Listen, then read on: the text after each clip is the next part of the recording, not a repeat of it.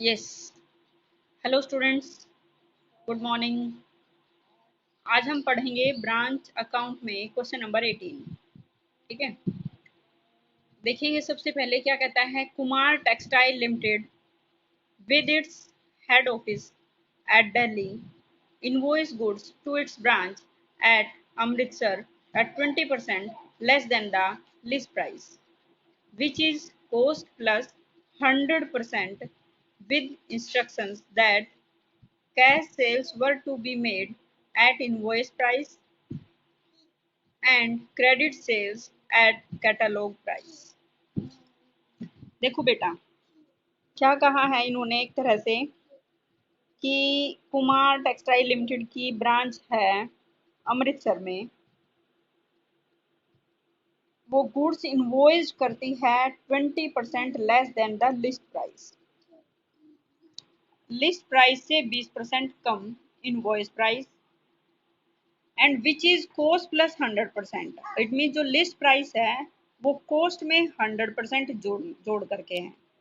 कहने का मतलब क्या है कि अगर हम सबसे पहले ये मानेंगे कि कॉस्ट प्राइस कितना है, ठीक है, कॉस्ट प्राइस मान लीजिएगा 100 रुपये है, उसमें 100% जोड़ दो तो 100 में 100 जोड़ दिया 200 रुपये हो गया।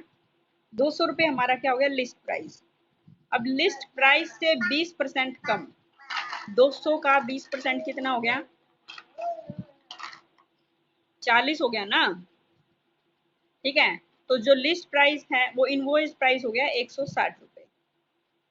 ठीक है, क्या कहा इन्होंने, हिंदी पढ़ लो चाहे।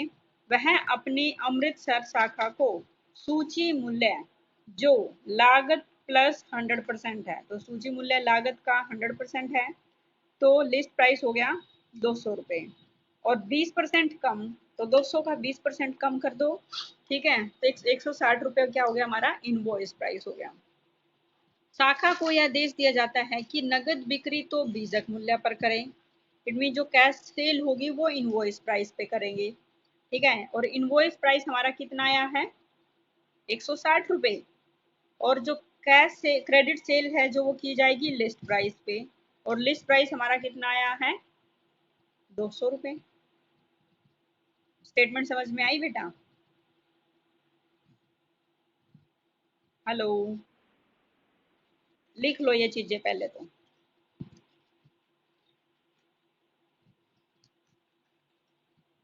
पहले हमने कॉस्ट माना 100 रुपये। देखो मैं आपको करके भी दिखाती हूँ। तो क्वेश्चन क्या कह रखा है, stock at invoice price on 1 अप्रैल 2013। क्या दिखा रखा है कि कॉस्ट प्राइस कितना हो गया, इनवॉइस प्राइस पे दे रखा है इन्होंने स्टॉक 6000, डेटर्स ऑन 1 अप्रैल 5000। देखो डेटर्स कब बनते हैं, जब हम उधार सेल करते हैं, है ना। तो उधार सेल करनी है हमने लिस्ट प्राइस पे, इसका मतलब ये 160 पे है। ठीक है ना। तो उसके बाद आता है goods received from head office, invoice price पे। कैश सेल और क्रेडिट सेल दे रखी है। Cash received from debtors, expenses at branch and remittance to head office, stock at invoice price on 31st March 2014। ठीक है, from the above particulars available from branch, prepare branch stock account, branch adjustment, branch profit and loss, branch debtors for the year ending 31st March 2014। ठीक है, देखो बेटा दे रखा है इन्होंने कि कॉस्ट प्राइस हमारे पास कितना है 100, तो लिस्ट प्राइस कितना 100% ऐड कर दिया, 100 हो गया। इनवॉइस प्राइस लेस 20% कर देंगे तो कितना आ गया, 160। ठीक है, तो हम अब ये सारे अकाउंट्स मेंटेन करने हैं, तो ऑब्वियस सी बात है वहां जहां जहां जिससे रिलेटेड है उसको हम वही लिखते चले जाएंगे। दे रखा है stock at invoice price, stock invoice price पे है, तो हम स्टॉक को कहाँ दिखा देंगे, ब्रांच स्टॉक अकाउंट में। ठीक है, तो ब्रांच स्टॉक अकाउंट में हमने दिखा दिया 6000। ठीक है, तो स्टॉक को हमने स्टॉक एडजस्टमेंट में लिख दिया, डेटर्स को हम डेटर्स अकाउंट में लिख देंगे बेटा। Goods received from head office है, तो इसको हम स्टॉक अकाउंट में लिख देंगे to goods supplied to branch. अब देखो यहाँ पे इन्होंने कितना अमाउंट दे रखे हैं, 66,000 इनवॉइस प्राइस पे ही, तो नो प्रॉब्लम इनवॉइस प्राइस पे ही आएगा यहाँ पे। ठीक है, उसके बाद है कि सेल्स हैं, कैश सेल 23,000 और क्रेडिट सेल 50,000। तो कैश सेल बेटा जी हम कहाँ दिखाएंगे सेल्स को? कहाँ दिखाते हैं हम? जब हम अकाउंट्स मेंटेन करेंगे एक तरह से, सॉरी, चली जाएगी बिल्कुल। ठीक है, क्रेडिट सेल एक बार तो हमारे डेटर्स में चली जाएगी और कैश सेल हमारे स्टॉक में भी आ जाएगी। ठीक है, देखो स्टॉक अकाउंट में by branch cash account cash cell भी दिखा रखी है प्लस क्रेडिट सेल भी। ठीक है, अब ये जो क्रेडिट सेल है क्वेश्चन में हमें कितने अमाउंट की दे रखी है? 50,000 रुपए की। तो नो प्रॉब्लम, इन्होंने ऑलरेडी कर दिया और ये कंडीशन लगा दी थी कि इसको इतने पे सेल करना है, इसको इतने पे सेल करना है। तो इसलिए 23 और 50,000 हो गई। ठीक है, उसके बाद cash received from debtors, debtors account में आ जाएंगे क्रेडिट साइड में। एक्सपेंसेस दैट ब्रांच तो प्रॉफिट एंड लॉस में आ जाएंगे। Remittance to head office, head office को माल भेजा, तो हेड ऑफिस को माल भेजा है बेटा हमने, तो एक तरह से इसको हम कहाँ दिखाएंगे? कैश गया हमारे पास से। ठीक है, तो हमने जब कैश अकाउंट बनाया होगा रेमिटेंस टू हेड ऑफिस के लिए कि हमने हेड ऑफिस को, सॉरी, हेड ऑफिस को माल भेजा है ना, तो कितने उसमें चला जाएगा ये स्टॉक में? क्या है, एक मिनट, क्वेश्चन में रेमिटेंस टू हेड ऑफिस रोकड़ भेजी, अभी कैश भेजा है 60,000 रुपये। तो सबसे पहले तो हमें यूँ देखना पड़ेगा कि हमने कितना अमाउंट देना था। ठीक है, और हमने उसको दिया कितना है। ठीक है, तो इसके लिए हमें क्या करना पड़ेगा कि एडजस्टमेंट एंट्री करनी पड़ेगी इसकी फिर हमें। और इसको आप कहाँ दिखाएंगे? एक मिनट, ये कह रखा है क्वेश्चन में, इन्होंने हमें सिर्फ ये पूछा है कि ब्रांच स्टॉक बनाओ, branch adjustment, branch profit and loss and branch debtor account बनाओ। अगर ये सिर्फ यूं कहता by the method of stock and debtor method, तो उस केस में हम क्या करते? कैश अकाउंट भी मेंटेन करते। अब इन्होंने कैश अकाउंट नहीं दे रखा है, ठीक है, तो हम उसको कैश अकाउंट में लिख देते। ठीक है, अगला है stock at invoice price on 31 March 2014। Stock है इनवॉइस प्राइस पे, तो इसको हम ब्रांच अकाउंट में दिखा देंगे ना, ब्रांच स्टॉक अकाउंट में इनवॉइस प्राइस पे है, तो इनकी जो एडजस्टमेंट एंट्री है वो सारी एडजस्टमेंट में आ जाएगी। जैसे ब्रांच स्टॉक का opening balance to opening stock 6,000 था, इसका स्टॉक रिजर्व ब्रांच एडजस्टमेंट में आ जाएगा 6,000 बटे 60/160 करेंगे। क्यों करेंगे 60/160? क्योंकि इनवॉइस प्राइस हमारा कितना था? 160 रुपी था। ठीक है, तो कॉस्ट प्राइस पे लाने के लिए 60 रुपये हो गया, 160 पे 60 है तो 100 पे कितना होगा? ठीक है, ऐसे गुड सप्लाई टू ब्रांच 66,000 था। ठीक, तो उसका डेबिट साइड में लिख दिया। अब यहाँ पर हमारे पास जो बैलेंसिंग फिगर आया स्टॉक डेटर का, पहले तो स्टॉक डेटर का बैलेंसिंग फिगर आता है हमारे पास क्लोजिंग डेटर, फिर ब्रांच स्टॉक का बैलेंसिंग फिगर आता है हमारे पास शॉर्टेज एट इनवॉइस प्राइस। तो जो शॉर्टेज आई है इसको हम ब्रांच एडजस्टमेंट में दिखाएंगे। ठीक है, ब्रांच एडजस्टमेंट में भी हम इसके एडजस्टमेंट करके दिखाएंगे स्टॉक शॉर्टेज के भी 60/160। ठीक है, फिर यहाँ से हमारे पास क्या आ गया? To branch profit and loss account आ गया। ये पॉइंट और देखें एक बार कि ये दे रखा है टू ब्रांच एडजस्टमेंट अकाउंट, मतलब क्लोजिंग बैलेंसेस था हमारा 200 रुपये। टू ब्रांच एडजस्टमेंट में excess of list price over the invoice price, कि हमारा जो लिस्ट प्राइस है इनवॉइस प्राइस से ज़्यादा है। देखो फर्स्ट वर्किंग नोट चेक करें, स्टॉक डेटर हमेशा इनवॉइस वैल्यू पर ही बनाया जाता है। ठीक है, स्टॉक अकाउंट इनवॉइस प्राइस पर बनाएंगे। इस क्वेश्चन में हमें हमें क्या दे रखा है कि इन्होंने ये कह दिया था कि जो क्रेडिट सेल है वो इनवॉइस प्राइस पे होगी, तो इनवॉइस प्राइस से भी 10,000 रुपये अधिक पर की गई है, क्योंकि हमारा इनवॉइस प्राइस हमने देखना था। एडजस्टमेंट में दिखा देंगे branch stock adjustment account, branch stock में टू ब्रांच एडजस्टमेंट अकाउंट 10,000 रुपये, फिर ये ब्रांच एडजस्टमेंट को फिर हम ब्रांच एडजस्टमेंट अकाउंट में ले जाएंगे 10,000 रुपये को, और यहाँ पे आ जाएगा बाय ब्रांच स्टॉक अकाउंट, और फिर इसके अकॉर्डिंग इसका क्लोजिंग बैलेंस निकल जाएगा। फिर हम प्रॉफिट एंड एडजस्टमेंट का जो बैलेंसिंग फिगर है उसको हम आगे प्रॉफिट एंड लॉस में ले जाएंगे। ब्रांच एक्सपेंसेस हो गए, loss of shortage of stock.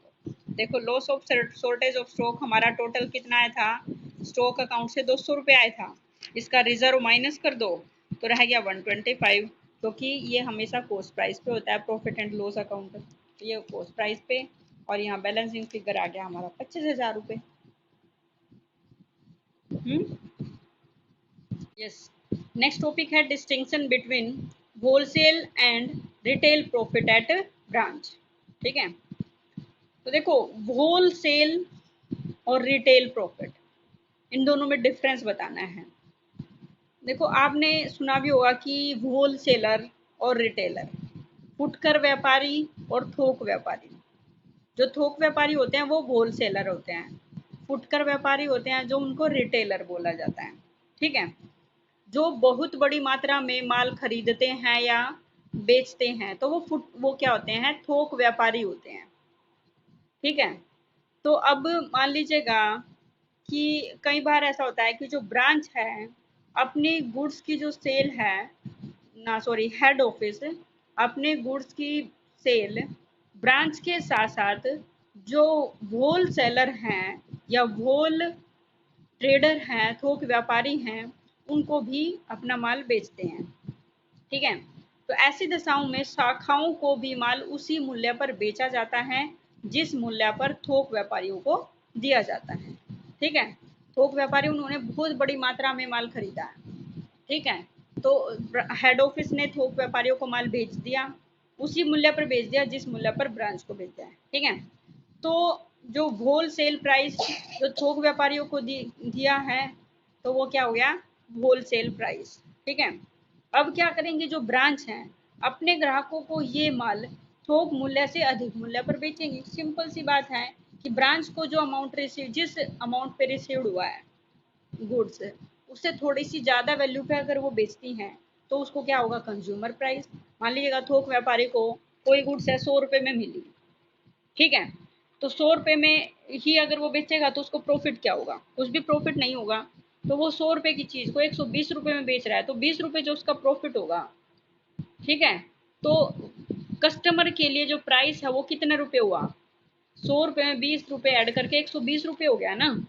तो इसलिए कंज्यूमर प्राइस कितना हो गया, अगर ब्रांच अपने कस्टमर्स को थोक मूल्य से कुछ ज्यादा वैल्यू पर माल बेचती है तो उसको हम क्या बोलेंगे, कंज्यूमर प्राइस कहेंगे। ठीक है, इस प्रकार जो ब्रांचेस हैं एक्स्ट्रा प्रॉफिट अर्न करती हैं। ये एक्स्ट्रा जो प्रॉफिट निर्माताओं को अपने शाखाओं के कारण प्राप्त होता है। तो अभी वही देखो एग्जांपल भी दे रखा है कि गुड्स है उसका कॉस्ट प्राइस 100 रुपये है, थोक व्यापारी को 125 रुपये में दे दिया, फिर थोक व्यापारी ने कस्टमर को 140 रुपये में बेच दिया। तो कॉस्ट प्राइस पे 125 इनवॉइस प्राइस हो गया, 125 में 15 रुपये प्रॉफिट ऐड होकर के जो सेल प्राइस हो गया कस्टमर के लिए, कंज्यूमर प्राइस हो गया वो 140 रुपये हो गया। ठीक है, तो टोटल प्रॉफिट कितना हुआ ब्रांच से, हेड ऑफिस को टोटल प्रॉफिट कितना मिला, 140, मतलब टोटल 40 रुपये प्रॉफिट मिला है। ठीक है, जबकि एक्चुअल में प्रॉफिट था कितना रुपए, 15 रुपये हुआ है ब्रांच को। ब्रांच के लिए प्रॉफिट 15 रुपये है, हेड ऑफिस के लिए प्रॉफिट 40 रुपये है। ठीक है, क्योंकि यदि न अगर ब्रांच न होती तो हेड ऑफिस थोक व्यापारियों को 125 रुपये में माल बेचकर 25 रुपये का ही लाभ कमाता। ठीक है, तो ऐसी कंडीशन में क्या करना है कि जो हेड ऑफिस है ब्रांच को भेजे गए माल का जो अकाउंटिंग ट्रीटमेंट है वो थोक मूल्य पर ही करेगा, न कि लागत मूल्य पर।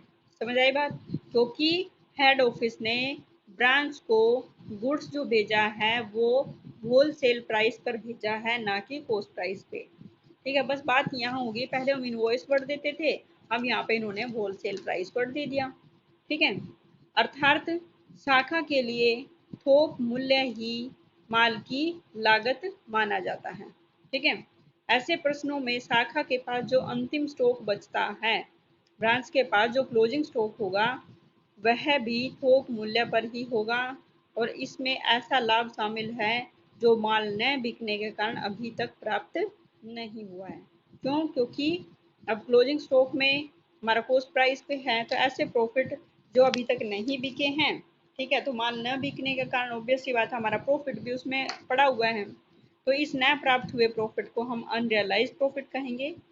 और जो ये प्रॉफिट रहेगा ब्रांच को माल भेजते समय ही मुख्य कार्यालय के ग्रोस प्रॉफिट में सम्मिलित हो चुका होगा।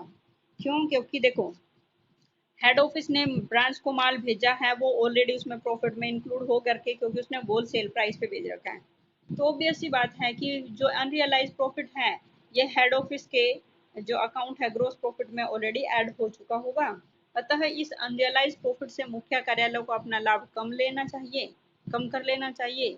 अतः इसे मुख्य कार्यालय के प्रॉफिट एंड लॉस अकाउंट के डेबिट साइड में लिख देंगे। हेड ऑफिस का जो प्रॉफिट एंड लॉस अकाउंट आएगा उसमें लिख देंगे, और इसके लिए वही head office profit and loss account debit to reserve. ठीक है, अगले बार हम क्या करेंगे, इसकी अपोजिट एंट्री कर देंगे, क्योंकि अगले साल ये माल बिक जाएगा और लाभ एक्चुअल में हमें रिसीव्ड हो जाएगा। Very good. A limited had a retail branch at Kanpur. A limited के पास ब्रांच है कानपुर में। Goods are sold to consumer at cost plus 100%। ध्यान दे बिल्कुल, goods are sold to consumer at cost plus 100%। तो कॉस्ट 100 रुपये है, प्लस 100 रुपये और ऐड करके, तो कंज्यूमर प्राइस क्या हो गया, 200 रुपये हो गया। समझ आई बात? कंज्यूमर प्राइस कितना हो गया, 200 रुपये। The wholesale price is cost plus 80%। Cost 100 रुपये माननी थी, उसमें 80% जोड़ दो, तो होल सेल प्राइस हो गया 180। तो तीन प्राइस आ गए हमारे पास। First is cost price ₹100, consumer price 200, wholesale price 180। ठीक है, goods are invoice to Kanpur at wholesale price. ठीक है, इनवॉइस किया जाता है होल सेल प्राइस पे, तो होल सेल प्राइस बेटा 180 रुपये है, ध्यान दें, ठीक है ना। गुड्स इनवॉइस किया जाता है होल सेल प्राइस पे, इसका मतलब 180 रुपये में माल भेजा जाता है। ठीक है, from the following particulars find out the profit made at head office and Kanpur branch for the year 2016 and 17। ठीक है, तो यहाँ पे देख रहे हैं उन्होंने stock on 1 April 2016 head office के पास कितना है और कानपुर के पास कितना है। हमें क्या बनाना है, हमें find out the profit made at head office and Kanpur. उन्होंने कहा है कि हेड ऑफिस को कितना प्रॉफिट हुआ और कानपुर को कितना प्रॉफिट हुआ, तो दो अकाउंट मेंटेन कराने हैं। एक तरह से हम trading and profit and loss बनाएंगे, ठीक है, और दूसरी साइड हम हेड ऑफिस का भी बनाएंगे। ठीक है, तो हेड ऑफिस का स्टॉक अकाउंट बनाएंगे, एक ब्रांच का स्टॉक अकाउंट मेंटेन करेंगे, दोनों के अलग अलग हम स्टॉक अकाउंट मेंटेन कर देंगे, फिर हम इकट्ठा इन दोनों का trading and profit and loss account बनाएंगे। समझ आई बात? या फिर हम दोनों के अलग अलग भी बना सकते हैं trading and profit and loss account, but हमने ये है कि बार बार एंट्री ना करके हमने एक ही अकाउंट में डाल दिया दोनों का। देखो, trading and profit and loss account बना रखा है for the year ending 31 March 2016। Particulars हैं हेड ऑफिस का और ब्रांच का, particulars head office and branch, इस टाइप से। ठीक है, तो अब देखें क्वेश्चन में क्या क्या बोला है इन्होंने। सबसे पहले बात है स्टॉक। 1 अप्रैल 2016 को हेड ऑफिस के पास 25,000 रुपये और कानपुर के पास 1,800 रुपये। तो हमने ओपनिंग स्टॉक डाल दिया, टू ओपनिंग स्टॉक 25,000 और 1,800। क्वेश्चन में इन्होंने हमें यूं कहा है कि जो ब्रांच है उसको होल सेल प्राइस पे गुड्स भेजा जाता है। तो इसका मतलब ये 1,800 रुपये है ना, ये 180 रुपये के अकॉर्डिंग है, तो कॉस्ट प्राइस कितना बनेगा इसका, 100 रुपये। और जबकि हमें यूँ पता है कि ट्रेडिंग अकाउंट हमें कॉस्ट प्राइस पे बनाना है, trading and profit and loss account हमेशा कॉस्ट प्राइस पे बनाए जाते हैं। ठीक है ना, तो हम इनका जो कॉस्ट प्राइस है या इसका रिजर्व है, जैसे ओपनिंग स्टॉक 1,800 रुपये है, इसका रिजर्व हम कहाँ दिखा देंगे, क्रेडिट साइड में, ताकि ये क्या हो जाए, बैलेंस्ड हो जाए और ये 100 रुपये पे बच जाए। हमने पीछे पढ़ा था ना, trading and profit and loss account cost price में होना चाहिए। अब ये 1,800 रुपये तो क्या है, होल सेल प्राइस पे, और होल सेल प्राइस हमारा 180 रुपये है, तो 180 पे 1,800 रुपये है, तो 100 पे कितने होंगे। ठीक है, तो आप क्या लिखेंगे यहाँ, और 80 पे कितने होंगे, तो 80/180 गुना में 1800। तो देखो सेकंड पार्ट में trading and profit and loss account का second part by gross profit के नीचे by stock reserve unrealised profit दिखा रखा है against branch opening stock that is 800। आया पॉइंट समझ में ये? हेलो। नेक्स्ट आता है परचेज। परचेज है हेड ऑफिस के पास है 1,50,000। तो no problem, trading and profit and loss account में टू परचेज 1,50,000। ठीक है। तो अब उसके बाद आता है थर्ड नंबर पे दिखाई नहीं दे रहा, goods sent to branch at wholesale price. Goods sent to branch at wholesale price, branch को होलसेल प्राइस पे गुड्स भेजा। तो इसका मतलब trading and profit and loss account में डेबिट साइड में to goods received from head office करके branch के कॉलम में 24,000 रुपये लिख देंगे। ठीक है। उसके बाद और इसकी एक एंट्री क्या होगी, अब हेड ऑफिस ने ब्रांच को भेजा है, या ब्रांच ने तो रिसीव किया इसलिए डेबिट साइड में आ गया, अब हेड ऑफिस ने भी तो भेजा है तो क्रेडिट साइड में ही देखो by goods sent to branch 54,000 रुपये यहाँ हेड ऑफिस के कॉलम में आ जाएंगे कि 54 हेड ऑफिस ने भेजे हैं तो हेड ऑफिस के अकाउंट में से कट जाएंगे, ब्रांच अकाउंट में जुड़ जाएंगे। ठीक है। आई बात? ठीक है। उसके बाद साथ साथ में आप लोग हेड ऑफिस स्टॉक भी बनाते जाओगे और ब्रांच स्टॉक भी बनाते जाएंगे। तो देखो हेड ऑफिस के पास ओपनिंग स्टॉक था कितना, 25,000 रुपये का था हेड ऑफिस के पास, और ब्रांच के पास ओपनिंग स्टॉक कितना था 1,800 रुपये का। ठीक है। हेड ऑफिस अपने जो अकाउंट्स मेंटेन करेगा वो स्टॉक पे कॉस्ट प्राइस पे करेगा, और जो ब्रांच है ब्रांच का स्टॉक अकाउंट है वो इनवॉइस प्राइस पे होगा क्योंकि ब्रांच को इनवॉइस प्राइस पे भेजा जाता है और हेड ऑफिस अपने पास तो कॉस्ट प्राइस नहीं रखेगा। ठीक है। दूसरा आता है to purchase. Head office stock account में जो हमने ऊपर परचेज लिखी थी उसको हम हेड ऑफिस स्टॉक अकाउंट में भी लिख देंगे टू परचेज 1.5 लाख रुपए। ठीक है। और यहाँ ब्रांच स्टॉक अकाउंट में क्या लिख देंगे, to goods received from head office 54,000 रुपए। ठीक है। और ये 54,000 रुपए की जो एंट्री है हम हेड ऑफिस स्टॉक अकाउंट में भी करेंगे। देखो by good sent to branch 54,000 180 रुपए के इनवॉइस प्राइस पे भेज, होलसेल प्राइस पे है वो, तो इसके अकॉर्डिंग कॉस्ट प्राइस पे कितना होगा, क्योंकि हेड ऑफिस अपने पास तो कॉस्ट प्राइस में दिखाएगा कि उसने कितने रुपए का एक्चुअल में माल था उसके लिए, क्योंकि हेड ऑफिस अपना एक्चुअल प्रॉफिट देखना चाह रहा है। तो हेड ऑफिस अपना एक्चुअल प्रॉफिट देखने के लिए तो ये देखेगा कि जो 54,000 रुपये होलसेल पे है तो 100 रुपये कितना होता, तो 180 54,000 बटे 180 गुना में 100। ठीक है। तो इसलिए उसके क्रेडिट साइड में 30,000 रुपये का माल था वो उसने 54,000 रुपये में ब्रांच के पास भेजा है। समझ आई बात? उसके बाद आगे क्वेश्चन देखते हैं। नेक्स्ट क्वेश्चन में नेक्स्ट पॉइंट है हमारे पास सेल्स। दोनों की सेल है 1,53,000 और कानपुर की है 50,000 रुपये। तो एक बार तो हम trading and profit and loss account में क्रेडिट साइड में दिखा देंगे दोनों की 1,53 और 50,000 रुपये। ठीक है। दूसरा फिर हम हेड ऑफिस स्टॉक में भी दिखाएंगे और हेड ऑफिस ना ब्रांच स्टॉक में भी। तो हेड ऑफिस स्टॉक देखो सेल्स है 1,53,000, वही कॉस्ट पे लेके जाओ इसको, तो इंटू 100/180। ठीक है। और इधर ब्रांच स्टॉक में ये हमारे किस पे थी, इनवॉइस प्राइस पे थी। ठीक है। तो इसके अकॉर्डिंग कितना था, वो 200 था, 200 पे 50 है, 50,000 है, तो 180 पे कितनी होगी, क्योंकि ऊपर क्वेश्चन में इन्होंने कह दिया था। तो देखो लिखा हुआ sales at head office are made only on wholesale basis. देखो सेल्स है हेड ऑफिस में वो तो होलसेल बेसिस पे की जाएगी, and that at branch only to consumers. इसका मतलब ब्रांच के पास वो कंज्यूमर प्राइस पे बेची जाएगी। अब कंज्यूमर प्राइस हमारा कितना था, 200 रुपये था। ठीक है। तो 200 पे 50,000 है तो 180 पे कितना होगा। Stock at branch is valued at wholesale price. Branch के पास जो स्टॉक है उसको होलसेल प्राइस पे मेंटेन करना है। ठीक है।